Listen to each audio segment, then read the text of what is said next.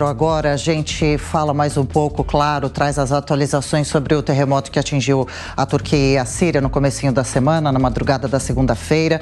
E é claro, a destruição, especialmente na Turquia, vem chamando as atenções para Recep Tayyip Erdogan, o presidente do país. Erdogan é criticado pela falta de ação rápida após a tragédia. A situação pode ter reflexos na política. Quem vai explicar para a gente por quê é você, Fabrício Naits, que de volta ao Jornal da Manhã. Como estão essas críticas por lá, além de toda a situação que já deve ser contornada pela população, pelos socorristas e os voluntários? Pois é, Adriana, subiu para 17 mil o número de mortos na Turquia e na Síria, então são números que estão atualizando nesse momento e a gente tem visto justamente isso, um número de críticas muito grande à ação do governo turco desde o terremoto na segunda-feira. Para se ter ideia, o presidente Erdogan, ele esteve viajando pelas áreas atingidas no terremoto, pelo menos 3 áreas ele passou. Gaziantep, o epicentro do terremoto, é uma delas, mas ele tem sido realmente criticado por isso, uma falta de ação, uma ação rápida para recuperar as vítimas sob os escombros. Para se ter ideia, há relatos de pessoas que estão contratando, por exemplo, escavadoras particulares para poder tentar tirar familiares, amigos debaixo dos escombros, mas em muitos casos eles têm sido barrados pela própria polícia, pelas próprias autoridades, para que haja uma certa coordenação na ação nessas buscas. E aí sim, Erdogan tem sido criticado, tem sido duramente criticado, e ele disse, é impossível estar preparado para uma tragédia desse tamanho.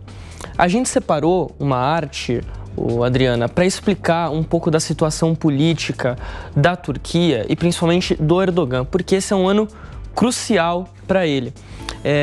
Esse é o mapa da Turquia, para a gente ter ideia aqui. Istambul, a maior cidade turca, a mais importante, o pulmão econômico da Turquia, cultural também. Ankara é a capital, onde está Erdogan.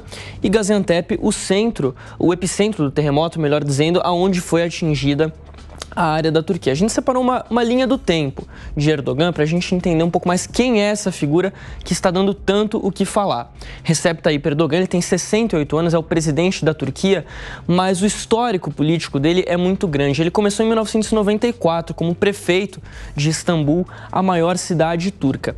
De lá para cá, ele teve aí alguns fatos muito importantes. Ele chegou a ser preso em 98, depois que ele deixou a prefeitura de Istambul, por incitar ódio religioso. Ele foi liberado 4 meses depois e aí em 2003, Adriana, ele virou primeiro-ministro da Turquia.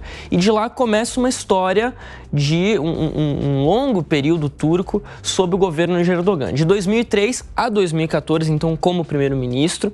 Aí em 2014 ele é eleito pela primeira vez em eleições diretas no país, presidente da Turquia, reeleito em 2018 após uma mudança no sistema político que deixou de ser parlamentarista e passou a ser presidencialista de fato.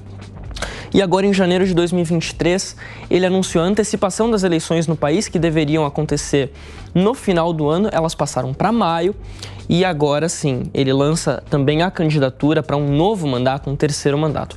O Erdogan é conhecido pelo autoritarismo também. Inclusive, há relatos de que o Twitter foi bloqueado temporariamente na Turquia após o terremoto. Inclusive, 5 pessoas chegaram a ser presas no país, segundo a polícia turca, por espalhar desinformação. E aí é isso que acontece. Há um histórico já no governo Erdogan de autoritarismo, com diversos veículos de imprensa sendo censurados ao longo do governo dele. Essa crítica pela inação, que tem preocupado muito a população, como a gente falou aqui mais cedo. Já se passaram mais de 72 horas do terremoto.